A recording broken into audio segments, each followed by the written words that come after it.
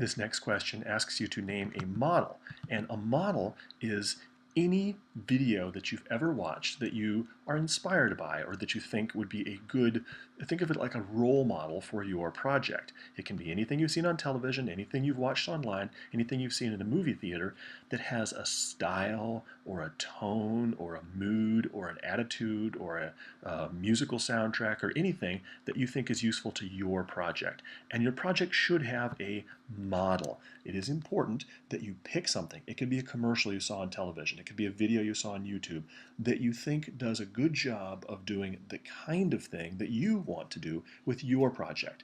And if you're having trouble coming up with a model, think about something that has a style that you admire, or a way of acting that you admire, or an editing method that you admire, or a use of soundtrack that you admire, or in anything that you think is relevant, any kind of video that you think is a good model for the kind of thing that you want to do with your project. Once again, talk with your teacher if you're having trouble coming up with a model, and then just write the name of the model there. So you can just type the name of the project that you're thinking of as a model right there, or handwrite it.